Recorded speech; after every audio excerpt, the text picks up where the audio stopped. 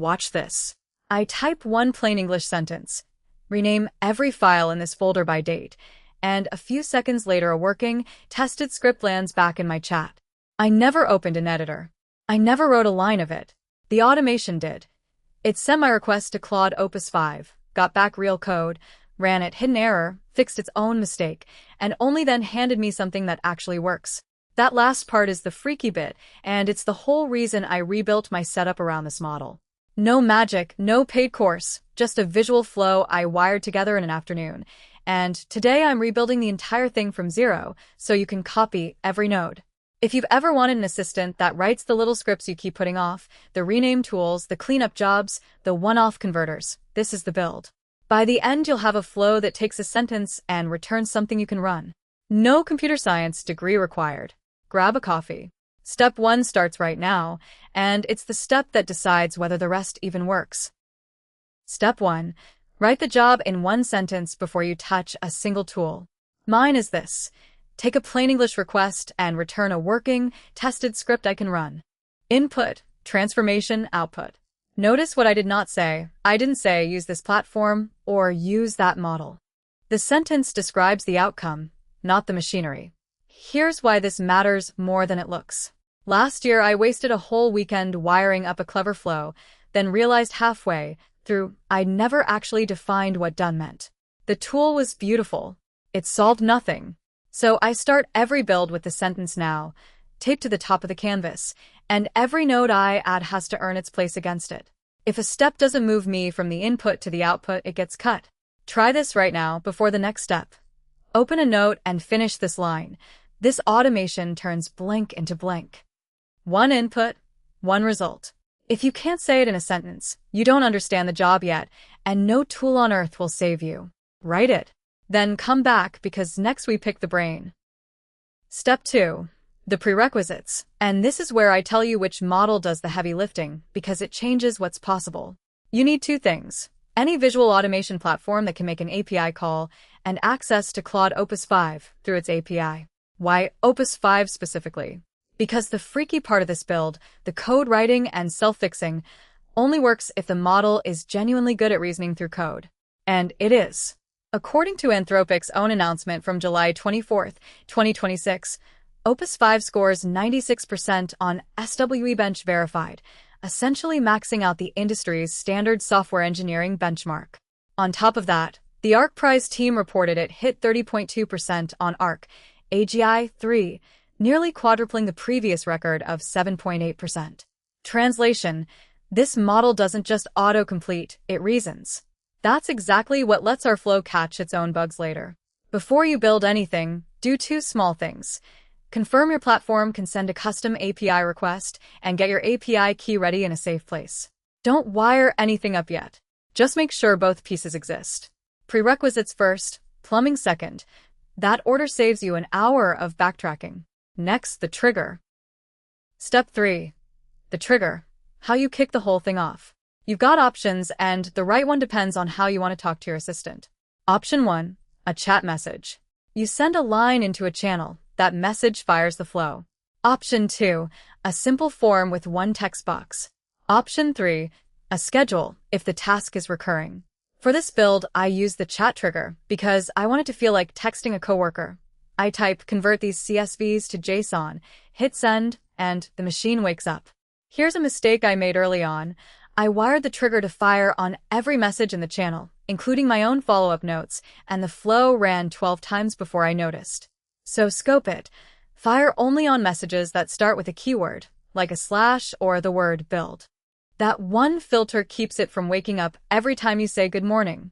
Try this week. Set up the trigger and nothing else, then send one test message and confirm the flow lights up. If it doesn't fire, nothing downstream matters. Get the wake up right first. Then we connect the brain. Step 4. Connections. We wire in the brain Claude Opus 5, and we do it safely. Add an HTTP or API node and point it at the model's endpoint. You'll paste in your API key so the platform can authenticate. Now, the part people rush and regret. Treat that key like a house key. Store it in your platform's secrets or credentials vault. Never type straight into a visible field. Never paste it into a shared doc.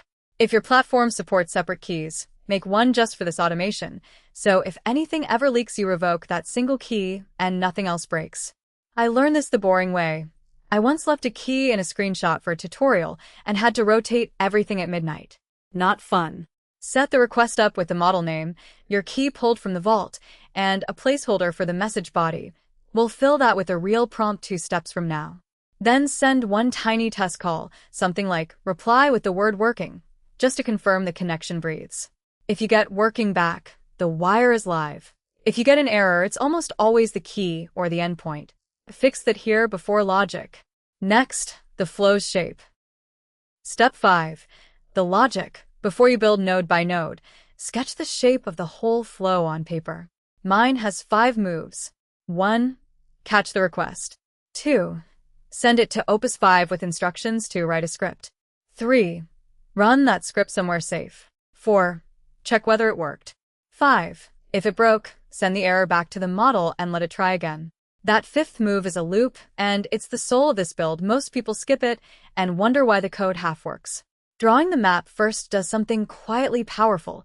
It turns a scary automation into 5 small, boring boxes you can build one at a time. When I skip the sketch, I end up with a tangle of nodes I'm afraid to touch. When I draw it, every node has a job and a neighbor. Here's a concrete tip. Number your boxes on paper, then name each node in the platform with that same number. Future you, debugging at 11 at night, will thank present you. Try this now. Draw the 5 boxes before you add a single new node. If you can't draw it, you can't build it.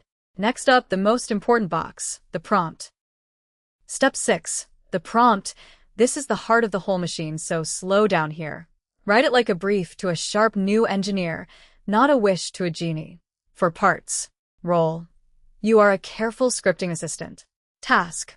Write a single, self-contained script that does exactly what the user asks, nothing more. Format. Return only the code, in one block, with a one-line comment at the top explaining what it does. Rules. No external libraries unless necessary. Assume the file paths I give you. If the request is unclear, ask instead of guessing. Then, and this is the trick most people miss, paste one example of a perfect response so the model can copy the shape. A vague prompt gives you vague code that almost runs. A specific brief gives you code you can actually trust. I rewrote mine 4 times before it stopped adding explanations I didn't want. Each rewrite made the output cleaner. Try this week. Write your prompt, run it once, then read the output, and add one rule for every annoying thing it did. That feedback loop is how a mediocre prompt becomes a reliable one. Next, the boring step that saves you money. Step 7. Cost and context. The unglamorous step that keeps this from surprising your wallet. Every request you send and every answer you get back is measured in tokens, and tokens cost money. Here's the good news, straight from the Claude platform docs pricing for 2026. Opus 5 runs at $5 per million input tokens and $25 per million output tokens on the official API. Let me make that concrete with a plain hypothetical. Imagine a single script request that sends about 1,000 tokens in and gets 2,000 tokens back. At those rates, that's a fraction of a cent per run. Ask it for scripts 20 times a day, and you're still in pocket change territory. But, and this is why I flag it, a long, messy request with a giant file pasted in can balloon the input, and the self-fixing loop we build next sends the code back more than once, multiplying the cost. So 2 habits. Trim your input to just what the model needs, and cap how many times the loop is allowed to retry.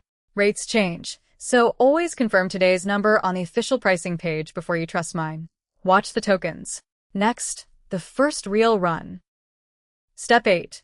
Test with a real, messy request, not a clean one you already know works. The temptation is to type something tidy like print hello world, watch it succeed, and declare victory. That proves nothing. Instead, hit it with the ugly stuff you'd actually ask a coworker. I threw mine a real one. Go through this folder of 200 photos and rename each one using the date it was taken. That request hides traps. Some photos have no date buried in them, some names collide, some files aren't even photos. The first run stumbled, exactly like a human would on a vague brief. And that's the point. You want to see it stumble now, on your watch, not next month on something that matters. Read the output like a skeptic. Did it handle the empty cases?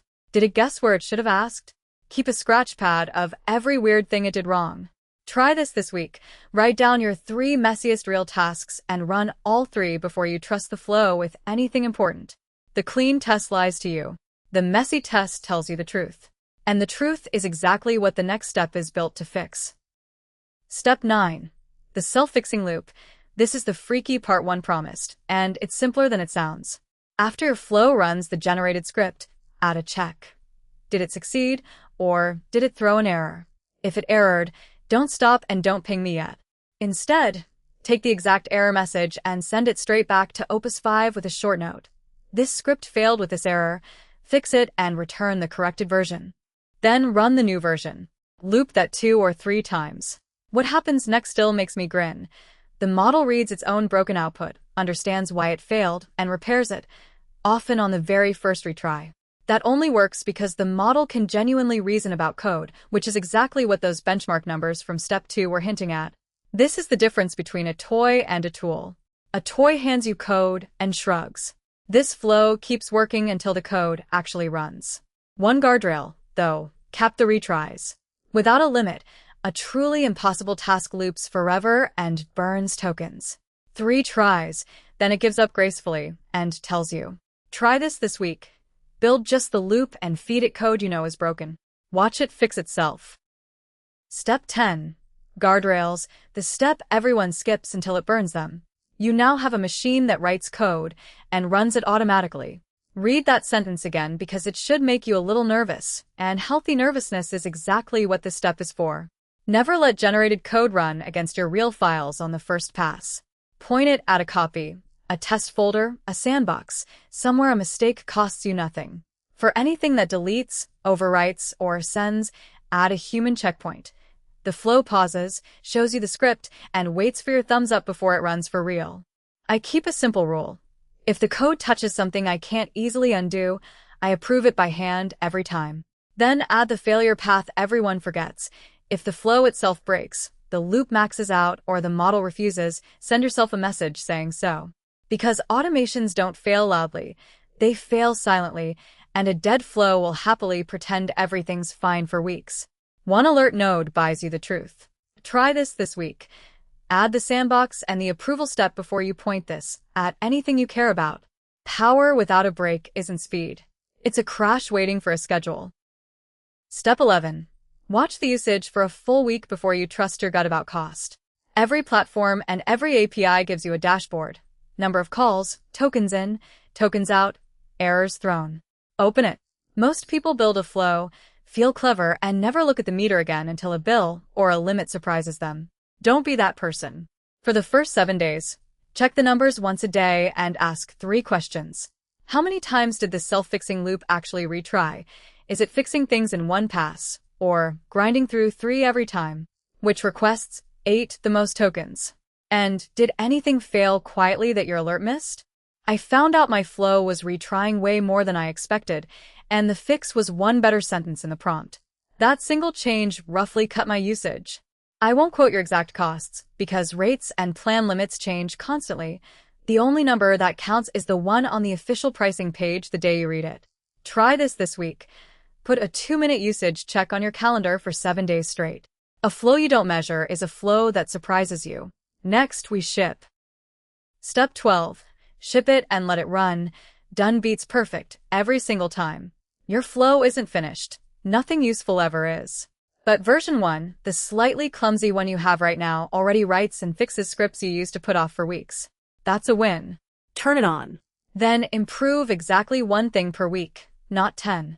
Maybe week 1 you tighten the prompt so it stops over-explaining. Week 2 you add a second output format.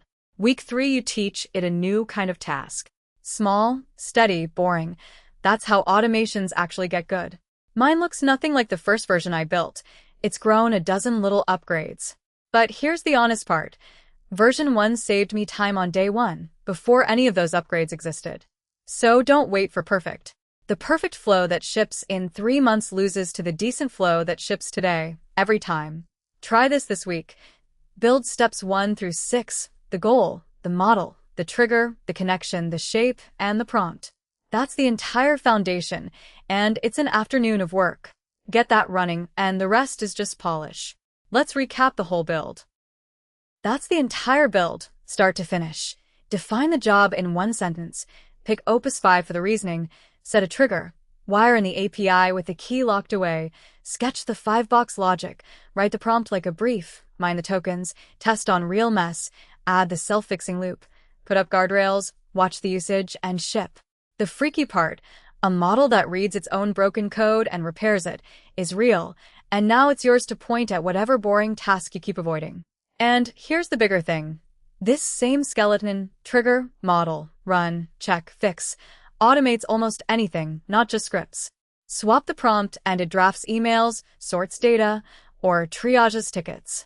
If this is the kind of build you want more of, practical, from scratch, no hype, subscribe because that's the whole channel. And do me a favor in the comments. Tell me the one script you've been putting off, the little annoying task you'd hand to a robot tomorrow if you could. I read them, and the best ones become future builds. I'm Ivy. Go build something. See you in the next one.